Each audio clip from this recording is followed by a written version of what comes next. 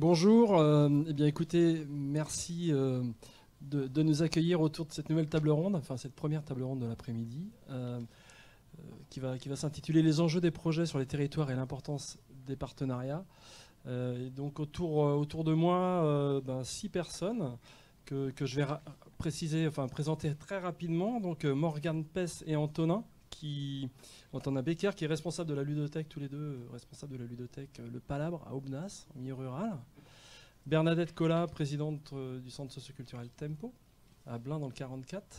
Claire Vie, que vous connaissez. Et puis, vous avez du coup Camille Debegny, excusez-moi d'écorcher votre nom, chargée de mission à la Direction Générale de la Cohésion Sociale. Et puis Éric Derosier, conseiller politique, animation de la vie sociale à la CNAF. Petite précision d'abord, la vidéo que vous avez pu voir, de même que 4 autres, si je me trompe, 3 autres, sont accessibles en ligne. Et donc vous pouvez découvrir la richesse des initiatives sous des formats différents dans différentes régions de France. Voilà, donc pour donner du corps et illustrer les premiers propos qui ont été présentés par ASDO, ça nous semblait intéressant de donner la parole à des acteurs de terrain qui vivent des choses dans les territoires. Et on va commencer par une initiative qui est un peu plus ancienne que l'appel à projet qui est sorti en 2021, puisque c'est 2018, l'initiative d'Aubenas.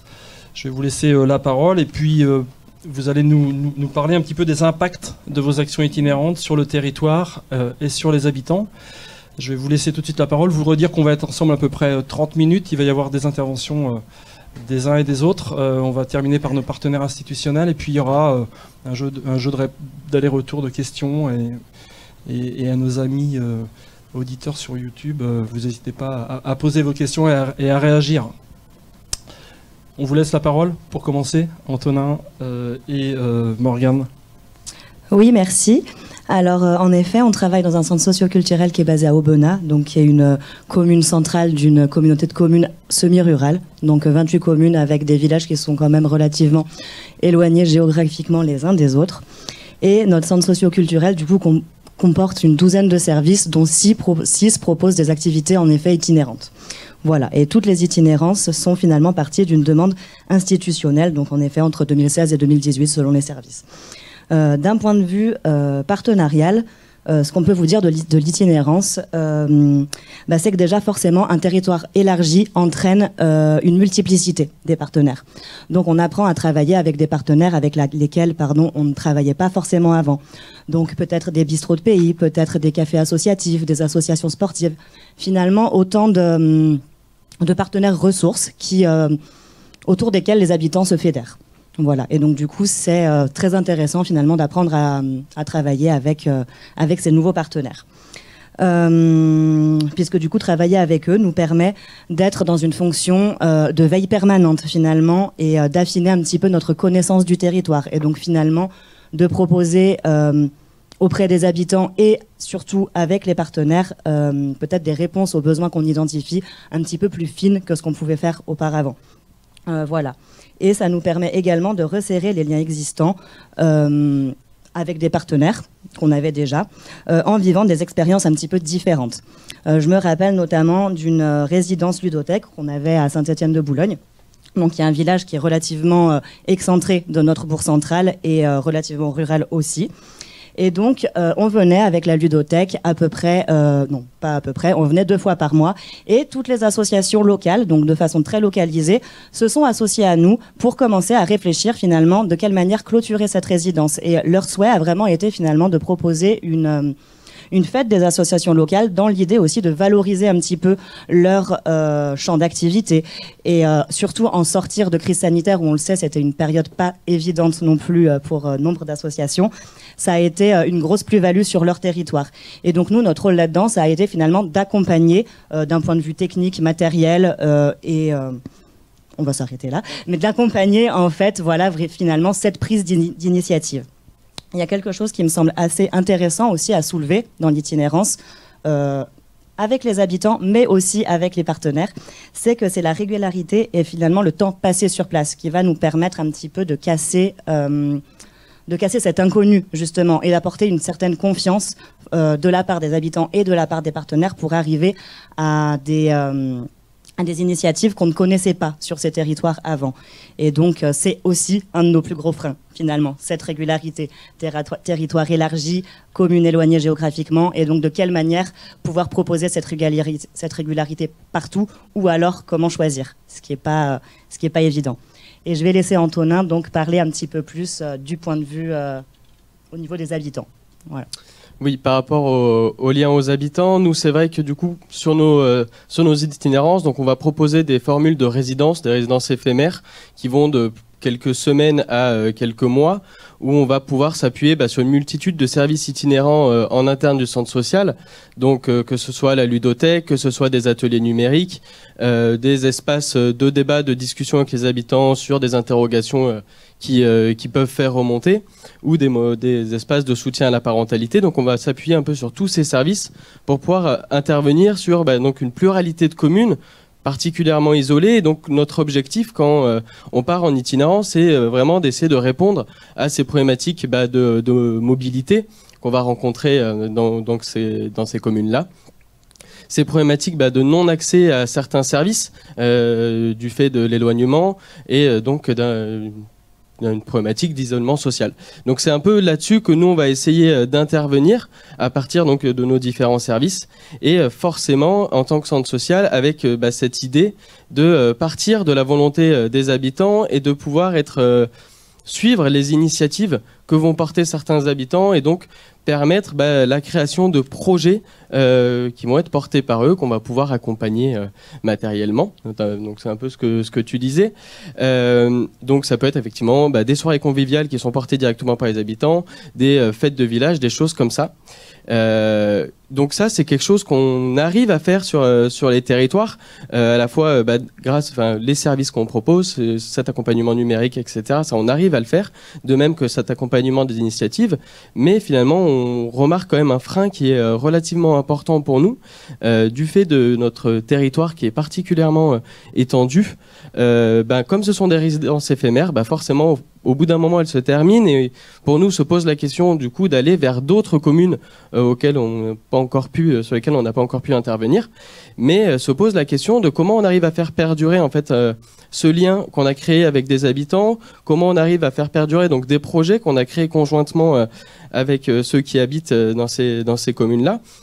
Et donc pour nous, c'est une vraie problématique d'arriver à faire reconnaître en fait un temps de réflexion, un temps de suivi des projets et des habitants sur les communes sur lesquelles on est déjà intervenu. Donc ça, c'est un peu le bémol qu'on peut mettre sur nos résidences, sur nos itinérances. Voilà. Merci Antonin.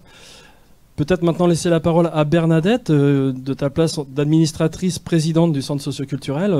La question a été posée par Isabelle tout à l'heure. Peut-être tu pourras nous dire comment dans le centre la question du aller vers ou de l'itinérance a été, posée, comment ça s'est concrétisé. Mais avant ça, peut-être tu peux nous dire un petit peu comment ça se traduit sur votre territoire, ces actions d'itinérance, et comment ça impacte les territoires, ses habitants. D'accord. Donc, moi, je suis présidente d'une petite intercommunalité de 4 communes, donc en Loire-Atlantique. C'est un milieu rural, avec une mobilité défaillante, qui inquiète du coup même les élus locaux, en fait. La mobilité est l'absence de mobilité est importante. On est le centre socioculturel est dans la ville centrale.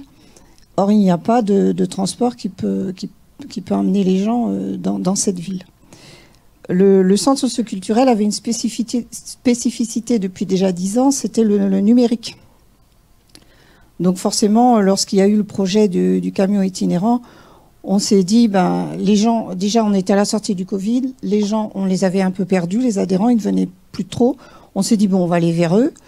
Ensuite, il y a eu l'embauche du conseiller numérique en parallèle. Donc là, c'était une formidable opportunité finalement de coupler ce conseiller numérique avec le camion itinérant. On a aussi une population vieillissante qui est non seulement éloignée géographiquement du lieu, mais en plus éloignée du numérique, même très éloignée du numérique, avec toute la dématérialisation qu'on a connue qui prend une vitesse grand V après le Covid, là, tout ce qui est les papiers, impôts, carte d'identité, passeport, tout ça, pour eux c'est très compliqué. Même les rendez-vous médicaux sont aussi compliqués en fait. Et du coup tout ça, c'est important qu'ils aient quelqu'un qui puisse venir vers eux et leur expliquer. Donc notre conseiller numérique, il intervient sur 2 marchés. Il intervient à l'épicerie solidaire, il intervient au Secours populaire et il intervient aussi au Resto du Cœur. Alors quand il va sur les marchés, forcément il a des gens qui viennent régulièrement puisqu'il va souvent sur les mêmes marchés. Donc des gens qui viennent pour leur portable par exemple. Bon, des personnes âgées qui souvent arrivent en disant je sais utiliser mon portable mais j'arrive pas à répondre. Quand ça sonne, je peux répondre. Donc ils viennent, on leur explique, etc. Et en plus, il y a le lien qui se fait aussi. Souvent, il va, la plupart du temps d'ailleurs, il va au café avant, prendre un petit café en disant voilà, je suis là, je suis sur le marché. Il va à la boulangerie chercher son pain en disant dites aux gens que je suis là, je suis sur le marché. Et puis aussi, il y a les partenariats qui ont pu se faire. Justement, sur le marché, il y a une antenne dans cette ville, une antenne de France Service, avec qui ils travaillent en partenariat. Il y a des partenariats avec l'EDS, l'espace départemental des solidarités. Donc, on a une assistante sociale qui suit le conseiller numérique sur le marché. Il y a aussi des partenariats avec les médiathèques, à la sortie des écoles, les associations... Des associations, des fêtes ponctuelles que les associations veulent faire. On arrive avec le camion et puis ça peut être un goûter, ça peut être des crêpes, ça peut être pas mal de choses. On a aussi les élus communautaires qui commencent à se dire que c'est très important cette histoire d'itinérance de camions qui vient vers les habitants, qui prennent conscience de l'aller vers du coup. La communauté de communes qui a contribué à subventionner aussi le camion. Nos interventions du coup sur les communes sont de plus en plus reconnues. Elles sont attendues aussi bien par les habitants que par les élus du coup. Sur les marchés, c'est bien rare que les élus viennent pas faire un tour pour voir ce qui se passe. Voilà. Voilà, j'ai tout dit, je pense. C'est un outil de lien, incontestablement. Donc il sert non seulement au numérique, mais il sert aussi pour faire autre chose, pour aller à la rencontre des gens. Ok, merci. Est-ce que tu voulais éventuellement répondre à comment le projet avait été mis au débat, mis en réflexion quand l'appel à projet est arrivé? Il y avait des sceptiques, tout le monde était partant. Est-ce que tu te rappelles de ça? Non, il y avait des sceptiques. Il y avait des sceptiques, il y avait des administrateurs qui savaient pas trop, parce qu'ils n'étaient pas trop dans le côté technique du travail. Mais on a très vite vu puis on a fait des formations. On a fait du porte-à-porte. Moi, j'ai fait la formation à l'hiver avec des salariés.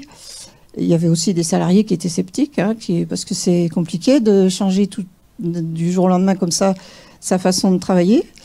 Mais on a vite compris que, de toute façon, puisque les gens venaient plus, il fallait aller les chercher. Donc, le camion, ça fait 11 mois qu'on l'a, donc il est encore à l'expérimentation, on va dire. Ça fait pas encore beaucoup de temps. Je pense qu'il va encore beaucoup servir. Mais il a servi beaucoup cet hiver. On pensait qu'il allait pas trop sortir. En fait, il est sorti tout l'hiver, quoi. Ok, merci. Claire-Vie, peut-être du coup à toi de prendre le relais pour nous évoquer aussi d'autres territoires, d'autres initiatives en dehors de la ruralité. Et du coup, le Centre social Tempo, vous avez une petite vidéo qui a été faite aussi chez vous, donc n'hésitez pas à aller la voir sur le site de la Fédération des centres sociaux. Elle explique bien justement sur les marchés et puis le centre de Palabre aussi, en fait, vous êtes tous en vidéo. Oui, je voulais juste redire que ces histoires de partenariat, on s'est rendu compte assez vite qu'il y a des projets qui se sont arrêtés dans l'appel à projets centres sociaux itinérants.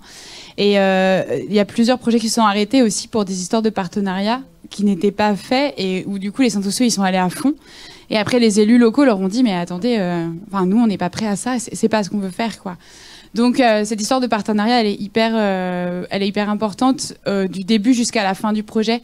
Les élus doivent être là. Je parle des élus parce que c'est vraiment important que ça soit un projet de territoire. Les élus doivent être là à la création, doivent pouvoir venir sur le terrain, voir comment ça se passe. Parce que, évidemment, dire du jour au lendemain, nos animateurs, ils vont aller boire du café avec les gens dans l'espace public, ça peut paraître vraiment, mais qu'est-ce qu'ils vont faire, en fait? Et on vous paye pas pour ça. Et nous, il y a beaucoup de non-dits entre les différentes manières de voir les choses entre centres sociaux et partenaires. Donc, c'est aussi important de faire du partenariat dès le début et sur le terrain. Voilà, pour qu'il y ait un lien de confiance qui se fasse.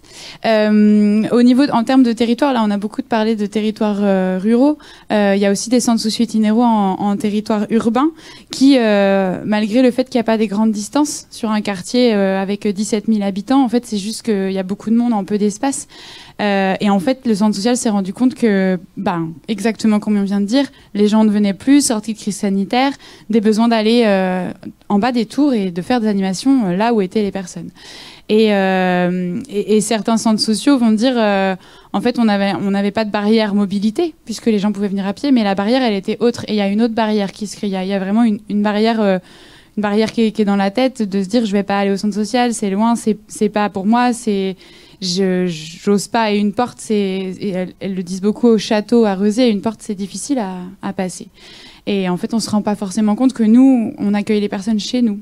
Et en fait, dans notre centre social. Et en fait, d'aller dehors, c'était aussi ça, c'était aller sur le territoire et se dire qu'on est des voisins et que le territoire, il est tous ensemble, on est sur le même territoire.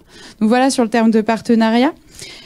Et aussi dire qu'aujourd'hui, on est sur une phase d'expérimentation encore et que ça fait pas longtemps qu'il y a des projets qui se sont développés. Certains avaient déjà une expérience et peuvent nous apporter un peu leur regard de quelques années d'expérience. Mais beaucoup de projets nous disent, en fait, pour l'instant, on peut pas vous dire qu'est-ce que ça va créer en termes de partenariat parce que il faut que ça émerge sur le temps long, il faut voir qu'est-ce que ça donne. Pour l'instant, on se fait reconnaître un petit peu. Les élus commencent à voir que ça a un intérêt aussi pour le territoire et pour les habitants. Mais on a besoin de voir dans quelques années qu'est-ce que ça donne. Et donc, laissez-nous le temps d'expérimenter, quoi. Le temps était court sur cette expérimentation et donc on a besoin de voir qu'est-ce que ça peut donner sur le temps long. Voilà, c'était l'ajout un peu la dimension urbaine et puis la dimension expérimentale. Très bien, merci Claire Vie. Peut-être une première question pour nos invités de la CNAF et de la DGCS. Qu'est-ce que l'évaluation qui a été présentée par ASDO? Quel regard vous portez? Est-ce que vous avez des commentaires, des remarques, des précisions, des coups de cœur, des coups de gueule? Bonjour à tous, merci de nous avoir invités. On est vraiment ravis de pouvoir être parmi vous aujourd'hui. Il y a effectivement beaucoup de choses à dire sur ce projet qui est à la fois nouveau pour certains, parfois plus ancien pour d'autres. Du côté de la Direction générale de la cohésion sociale, on se rend compte en fait qu'à travers ce projet que effectivement on a financé, que ça répond effectivement à des grandes priorités que nous on a en tant que ministère. Le premier, c'est justement d'aller à la rencontre, et vous l'avez beaucoup souligné dans la restitution, d'aller à la rencontre de nouveaux publics, vraiment au plus près de leur lieu de vie. Et ça, c'est vraiment quelque chose qui nous tient à cœur dans nos politiques publiques, d'aller essayer de répondre aux besoins de la population au plus près de là où ils sont.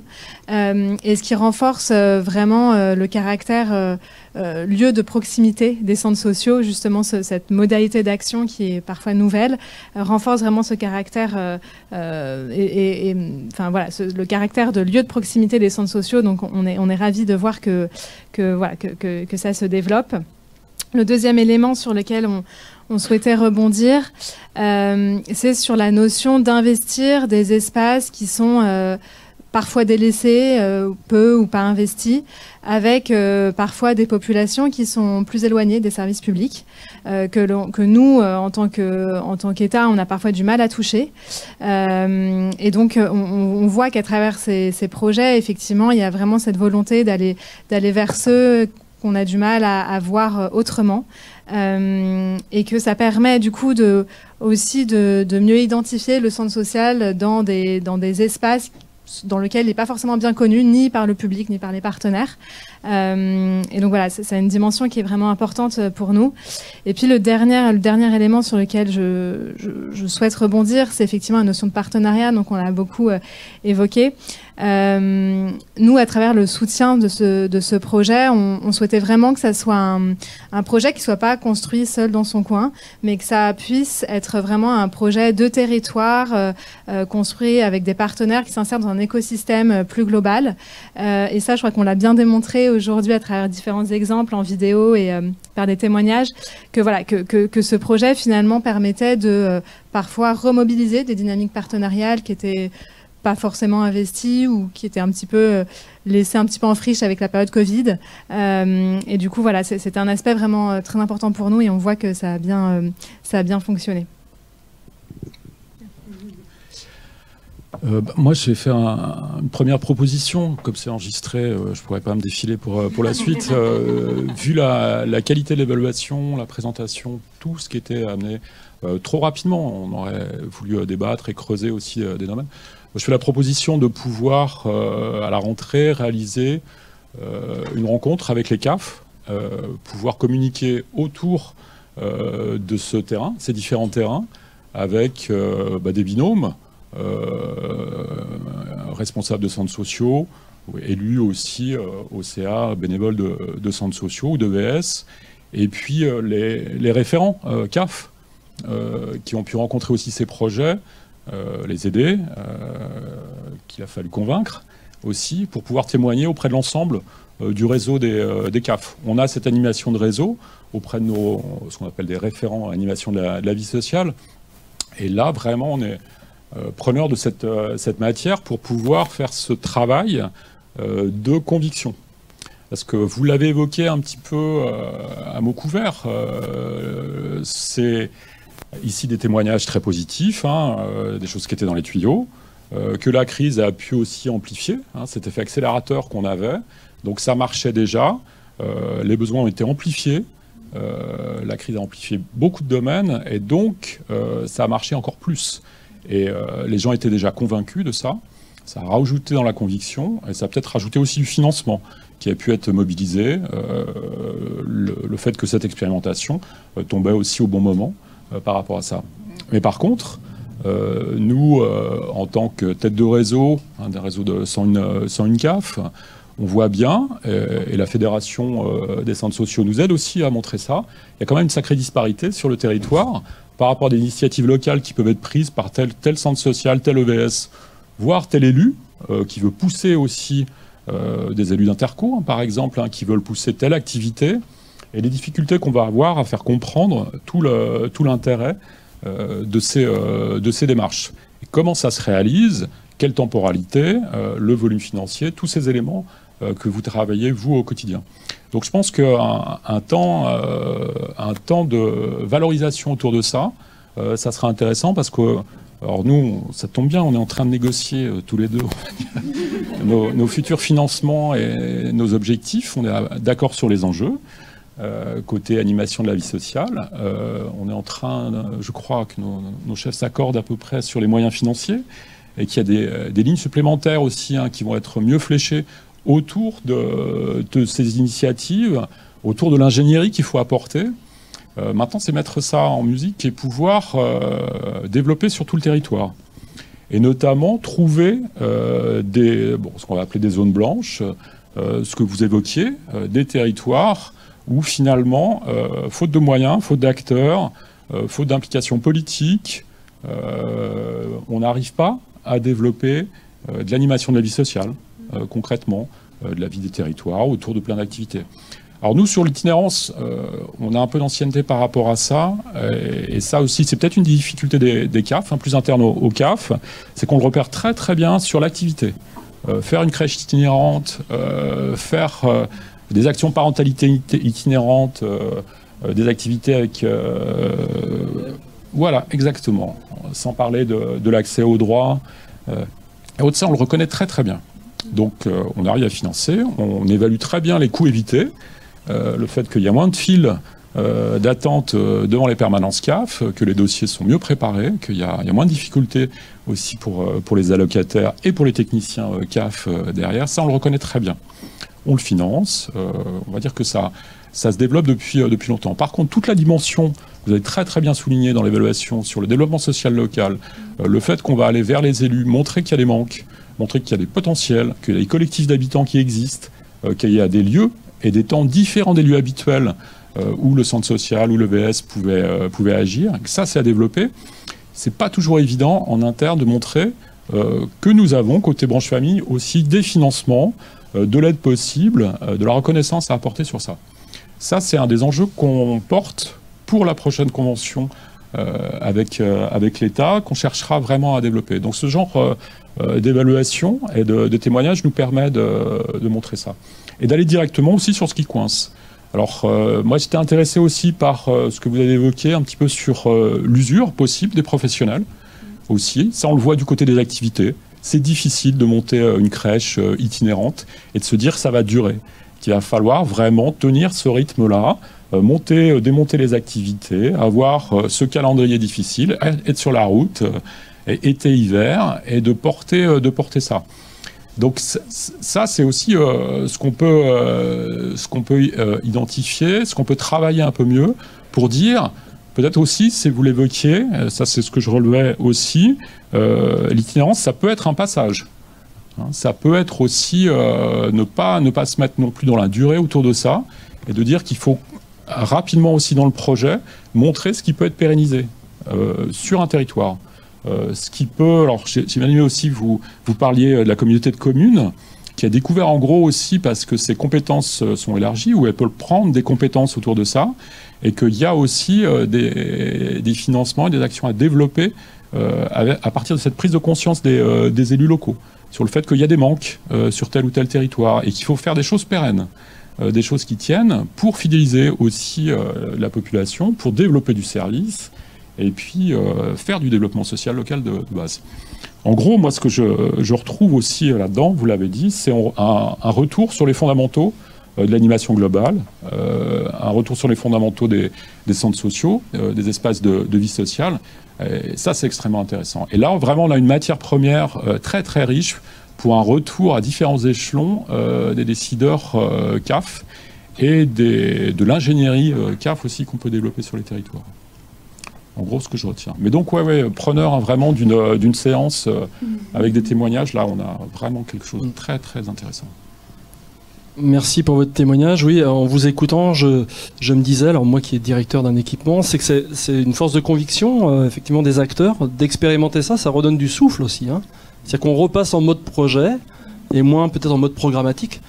Alors évidemment, c'est autre chose, on sort de sa zone de confort, il faut aller mobiliser des nouvelles ressources, mais ça peut être aussi très stimulant pour les professionnels et les bénévoles qui... Alors là, il nous reste un chantier quand même assez grand, hein, c'est-à-dire que emmener des bénévoles, alors quand il y a de la place dans les véhicules, évidemment, mais dès qu'ils sont là et qu'ils ont envie, ils ont une expertise du territoire, ils ont une capacité à rentrer en contact avec leurs pairs habitants, et on a sans doute des choses à imaginer, à structurer, à accompagner, mais effectivement, c'est assez stimulant, cette opportunité qui est apparue avec l'appel à projet. Pour certains, évidemment, c'était déjà dans les tuyaux. Quand on est en milieu rural, l'itinérance, on y va, on en fait, on est obligé de bouger. Voilà. Bon, je vous redonne la parole peut-être, mais est-ce que sur les politiques publiques qui sont en construction, qui sont en réflexion, même si vous en avez déjà touché un peu deux mots là, autour de la renégociation de la COG, etc., est-ce qu'il y a des choses qui émergent? Est-ce que il y a des choses qui sont dans les tiroirs, ou dans les réunions, dans les ordres du jour des réunions? Alors oui, il y a des petites choses qui sont dans les tiroirs, comme on dit. Alors déjà, peut-être vous dire que d'aller à la rencontre du public pour co-construire les politiques publiques, c'est quelque chose qui a été travaillé depuis plusieurs mois par le gouvernement au sens large, dans le cadre des conseils nationaux de la refondation. Vous en avez peut-être entendu parler, il y a différents conseils nationaux de la refondation qui se sont déroulés sur différentes thématiques, dont des thématiques qui concernent notamment les centres sociaux. Je pense à la jeunesse, au numérique, au bien vieillir. Voilà, et ça a été un souhait du gouvernement de pouvoir aller à la rencontre des citoyens pour voilà, comprendre leurs préoccupations et essayer de coller à leurs questionnements et aux problématiques auxquelles ils sont confrontés. Ça, c'est le premier élément.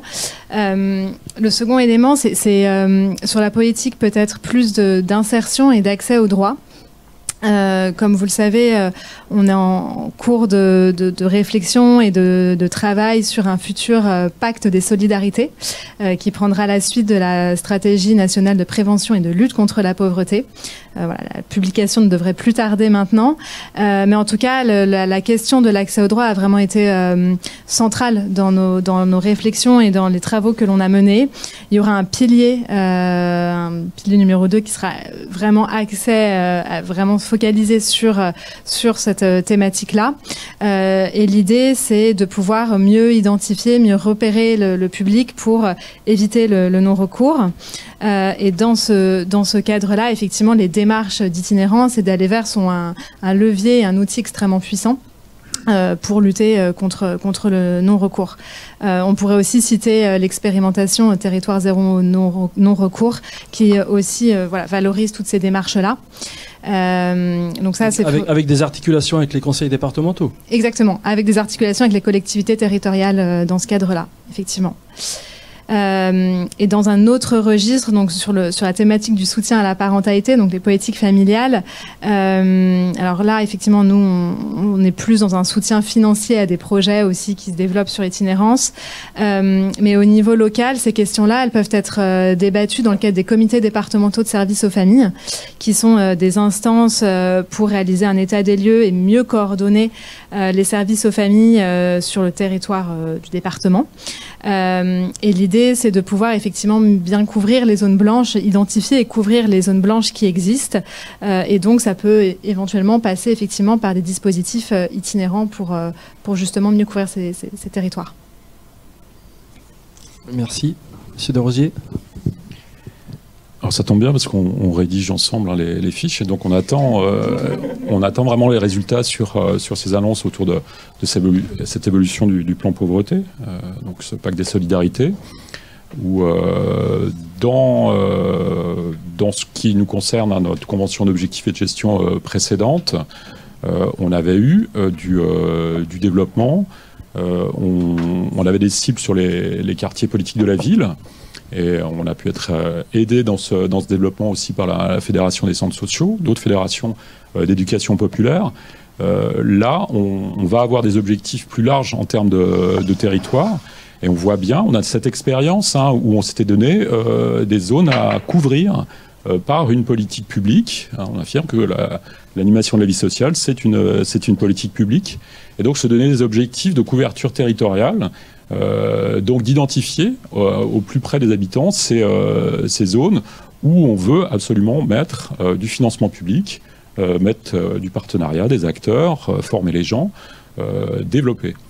Donc on avait pu cibler sur ces quartiers politiques de la ville, on espère avoir aussi ces moyens qui ont montré toute leur efficacité, des moyens d'ingénierie, en investissement, en aide à l'investissement, pouvoir toucher d'autres types de territoires. Donc on est aussi en attente de ce que vont être ces territoires prioritaires. Vous avez vu qu'aujourd'hui, il y a des annonces côté rural sur des nouveaux dispositifs, une réflexion sur ces ciblages.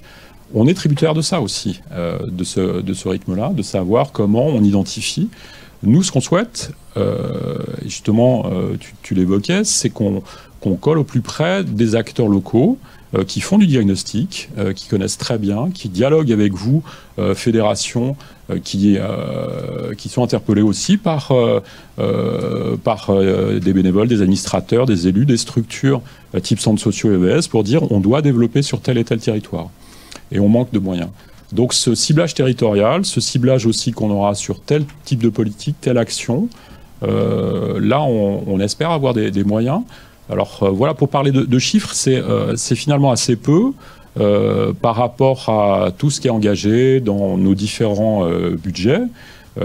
C'est pas énorme de travailler sur l'itinérance. Moi j'ai regardé un petit peu les chiffres de ce qu'on avait fait là précédemment sur 4-5 ans. On a financé à peu près 200 projets, beaucoup sur de l'activité, Je vous le disais, hein, c'était lié à la petite enfance, à la jeunesse. On était à peu près sur 200 projets sur des mobilisations de leviers nationaux. On finance, alors ça représente à peu près 42 000 euros par projet. On finance, nous, au tiers, en financement nationaux. Donc on est autour de 12 000 euros. C'est des enveloppes donc voilà, sur 4-5 ans qui ne sont pas énormes. Et on voit bien tout ce que ça produit.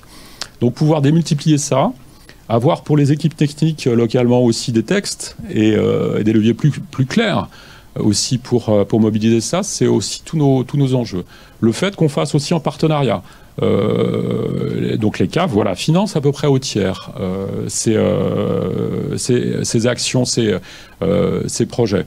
Mais il faut pouvoir engager du partenariat de financement.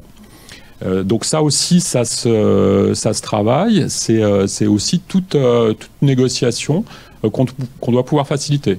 On a vu aussi des difficultés qui pouvaient émerger où finalement l'information, nous, de notre réseau, correspondait pas forcément à l'information qui était donnée au préfet et aux équipes côté État, aux équipes politiques de la ville. Ça mettait du temps aussi à dialoguer. On voit aussi des différences de compréhension aussi de ce que c'est qu'un centre social, de ce que c'est qu'un EVS, ce qu'on peut faire avec des associations, des collectifs d'habitants, qu'on ne va pas leur imposer de l'activité, qu'on ne va pas venir bousculer aussi, des petites initiatives locales qui sont quand même assez fragiles, avec du temps de bénévolat nécessaire sur ça, des salariés qui sont quand même sacrément actifs et qui remplissent bien leur journée de travail, qui ne sont pas payés non plus énormément. Donc il y a quand même un tissu très très fragile. On a quelques petits leviers quand même extrêmement intéressants. Donc c'est ça aussi qu'on met dans la balance et qu'on veut prouver de plus en plus comme enjeu. C'est ce qui se joue actuellement. Donc on est aussi en attente quand même d'orientation, de ciblage et puis de moyens supplémentaires. Bien, merci. Effectivement, c'est tout l'enjeu d'une restitution comme cet après-midi. C'est que effectivement l'investissement... c'est important, ça lance, ça expérimente, mais tout ce qui est capitalisé, comment on le fait perdurer, quoi. Voilà, ça a été dit beaucoup, je crois, dans les questionnements de tous les gens qui écoutent. C'est largement partagé. Peut-être maintenant s'intéresser à des questions, si vous en avez dans la salle. Il y en a une là qui est arrivée sur le réseau, notamment une question sur les questions de logistique. Alors peut-être pour les acteurs du terrain. J'ai une petite contrainte.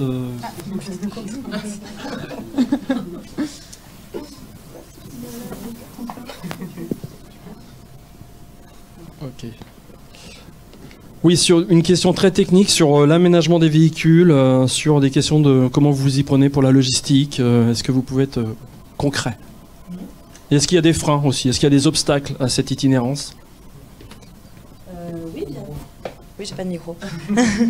Oui, bien sûr. Alors, nous, notre camion n'a pas d'aménagement particulier. On est actuellement en train d'y réfléchir dessus parce qu'on se rend bien compte que là, ça y est, on arrive au bout d'une itinérance sans aménagement et sans outils un petit peu plus cadrés à ce niveau-là qui nous permettent justement de mutualiser les chargements entre les différents services itinérants et tout ça. Mais d'un point de vue logistique, je pense que ce qui est important à soulever, c'est que finalement, on double facilement nos temps de travail. Entre les temps de manutention, les temps de préparation, les temps de trajet, les temps d'installation sur place, de rangement sur place, on double, voire même parfois, suivant le lieu, suivant la configuration du territoire, on peut même tripler nos temps de trajet. Donc voilà, ça c'est quand même un point qui est hyper important à soulever, je pense. Et nos temps de trajet, nos temps de travail, pardon.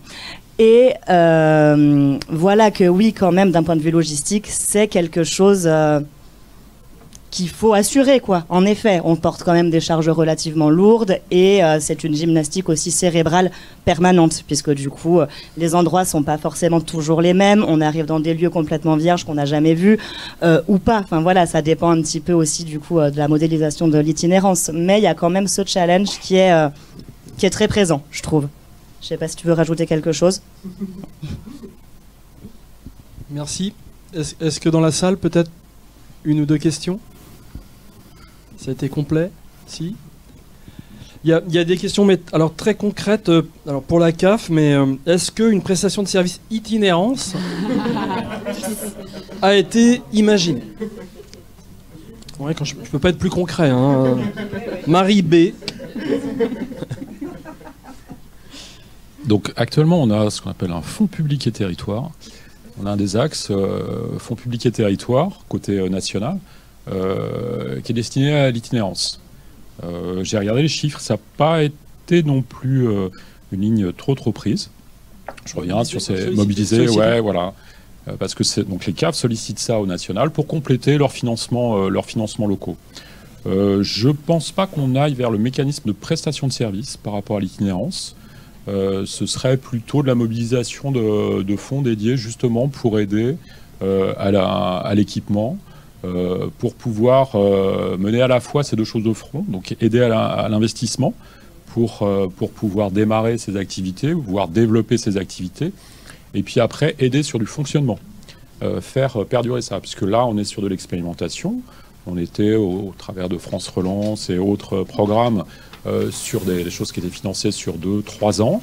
Nous, on intervient essentiellement aussi, et c'est là qu'on nous reconnaît, et qu'on vient nous chercher, sur du fonctionnement pérenne. Donc raccrocher ça, par exemple pour un centre social au projet social, bien l'identifier et donc bien le faire financer au moment d'un nouvel agrément, du renouvellement d'un agrément centre social, ça serait un levier important.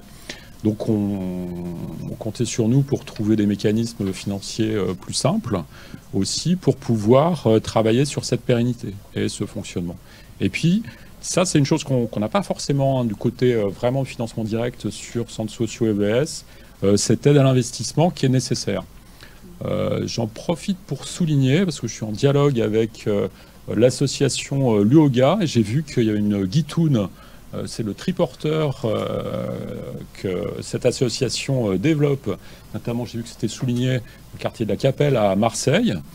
On a quelques difficultés. Donc, c'était issu aussi de France Relance, hein, de financement sur 2-3 ans. On attend aussi avec cette association d'avoir des leviers pour pouvoir développer. C'était à chaque fois auprès de centres sociaux qu'ils ont pu développer leur initiative de triporteur qui va directement, notamment dans des pieds d'immeubles de quartiers politiques de la ville.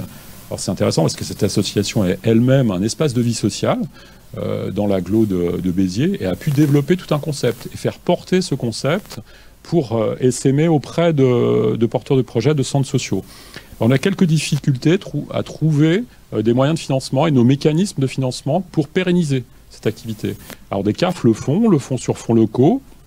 Et maintenant, on aimerait avoir des leviers nationaux pour réussir à aider, à épauler nos CAF localement, auprès desquels les centres sociaux qui ont pu démarrer ces activités se tournent. Donc c'est une quarantaine, par exemple, de sites. Ça représente un coût de 3 000 à 4 000 euros sur un triporteur, mais on voit tous les effets que ça a, notamment en termes d'accès aux droits, pour ces actions d'itinérance qui élargissent à la fois le cercle, mais aussi les horaires d'activité d'un centre social ou d'un EVS sur tel et tel territoire. Très bien, merci. Peut-être Claire-Vie, je te laisse le mot de la fin pour faire la transition.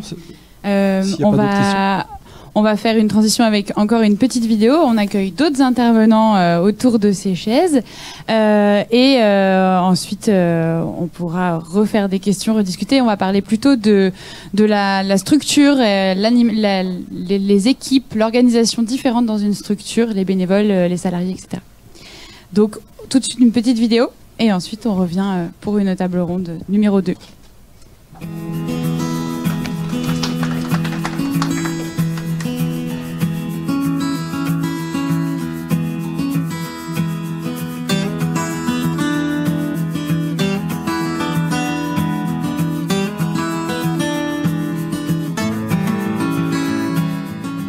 Le CSC du Château, c'est un lieu où les habitants peuvent se retrouver entre eux, créer des liens et en fait on propose aussi des animations qui peuvent être support pour discuter, communiquer, etc. et aussi pour apprendre des nouvelles choses, pour découvrir des choses. Et c'est un lieu d'échange, un lieu de rencontre, un lieu où on peut se poser, un lieu ressource. Souvent on dit lieu ressource parce que parfois il y a des personnes qui viennent juste parce que c'est un peu leur deuxième maison. Il y a aussi ça, beaucoup qu'on entend chez les habitants, c'est ma deuxième maison. Et le CSC, c'est pas que un lieu, c'est aussi une présence dans le quartier. On essaie au maximum d'être à l'extérieur, voilà. Alors ce triporteur, il sert à attiser la curiosité déjà des habitants. Il ne sert pas à ça en premier lieu, mais on aime bien le dire un peu aussi, mais il sert d'abord à pouvoir sortir des locaux. Sortir des locaux pour aller à la rencontre des habitants, pour aller à la rencontre des enfants dans les squares, aller à la rencontre des familles. Juste une porte, en fait, c'est pas si facile pour n'importe qui d'y entrer. Tandis que là, c'est le CSC, ou en tout cas les animatrices, parfois aussi des bénévoles, qui viennent auprès des habitants, qui viennent échanger avec eux. Et donc, c'est pas du tout la même dimension. C'est vraiment, du coup, une envie d'aller vers les gens. Quand on vient avec cette posture d'avoir envie de les rencontrer. Et ça change tout pour que la personne puisse se sentir à la fois importante, puisse se sentir considérée, reconnue, etc. De vraiment être proche d'eux, d'être vraiment dans leur quotidien, en bas d'immeuble, d'être ancré un peu dans le quartier, quoi. Et tu vas où dans le quartier? Tu vas ailleurs qu'à l'école, toi, ou tu fais surtout ça? Juste pour lui remercier. Tu connais d'autres endroits? Vraiment, comme elle m'a poussé, elle m'a beaucoup travaillé. Gymnase Châteauneuf? Oui. C'est où l'escalade? Dans notre centre, on se rendait compte qu'il n'y avait pas tant que ça de participation dans certaines activités. Donc on avait vraiment envie d'aller vers les habitants pour s'adapter à cette envie d'être dehors finalement, qui vient des habitants, qui vient des enfants, des familles, qui sont elles dans leur appartement qui peut être assez petit, pas adapté à leur vie de famille. Et les gens ont envie de savoir qu'est-ce que c'est que ce vélo, mais qu'est-ce que vous avez dedans, ça fait un peu la malle au trésor. On ouvre ce vélo et tiens, on a ça, tiens, on peut essayer ça, on a des caplats, on peut essayer, on peut même cuisiner en direct sur ce vélo. Il est vraiment là pour provoquer un peu une envie de faire, provoquer parfois même de la créativité. Voilà, et provoquer de la rencontre aussi parfois entre les habitants. Et avec le triporteur, ça facilite effectivement. Tu mets la convivialité plutôt là? Ouais. Avec les vélos, on fait beaucoup d'activités, comme celui-là. Ici, pour les cuisines, on fait tout. En fait, on fait un bac par chacun de matière. Cupcakes. Et après, on fait beaucoup d'activités avec ces vélos. Comme vous regardez, il y a des thés, il y a beaucoup de choses, c'est cafétéria. Pour les enfants aussi, pour les activités et pour les goûter aussi. Comme ça, on fait les goûter, on est pique-niquer ensemble. En fait, d'être en itinérance, ça permet aussi d'être dans une relation qui fait qu'on construit avec les habitants en fonction de leurs besoins, de leurs envies. Et on est beaucoup plus dans la discussion. Enfin, moi, j'ai l'impression que c'est un peu plus ça. On est beaucoup plus dans la discussion, dans le fait d'être vraiment dans leur quotidien, de comprendre les problématiques et de s'adapter en fait à leurs besoins. Et que ça puisse faire émerger comme ça une vie de quartier plus épanouie, une vie de quartier plus rassemblante. Et voilà, c'est tout ce maillage. Parfois, on peut avoir la sensation de ne pas se sentir légitime d'y aller parce que c'est souvent dans des endroits qui sont habituellement sans nous, en fait, qui sont habituellement avec de la vie de quartier où ils n'ont pas forcément toujours l'habitude de nous voir. Et c'est justement là où l'aller vers est intéressant parce que nous, on va créer cette habitude d'y aller régulièrement et du coup, ça va devenir, on va devenir intégré dans ce paysage. Ça me fait penser à un monsieur qui vendait des glaces. Il avait un bloc comme ça, il mettait des glaces dedans et puis hop, il passait dans les rues et il vendait ses glaces. C'est bien, c'est vrai pour les enfants qui ne savent pas quoi faire, que de les voir, admettons, se battre ou n'importe quoi, que là, ils ont de quoi s'occuper. C'est vraiment d'être dans la régularité dans le quartier. Si on vient qu'une fois pendant les vacances, si on vient qu'une fois par mois, en fait, on ne s'inscrit pas dans une régularité. Ça permet d'être repéré et vraiment de créer une relation, un peu comme des voisins. Quand on voit les vélos, on est demandé c'est où aujourd'hui l'activité. Après, ils ont montré, Hélène et Géraldine, dit c'est le parc. On venait ici. Il y a des jeux. Oui, il y a les jeux, tout ça. Il y a vos matériels ou les matériels, par exemple, les gourdes ou les trucs comme ça, les sacs, les sirops qu'on voit. Comme l'ami du CSC. C'est comme l'ami du CSC? Ouais. C'est-à-dire c'est comme si c'est lui le costaud et qui emmène tout en fait. Alors la pédagogie sociale, c'est en fait c'est faire avec l'environnement.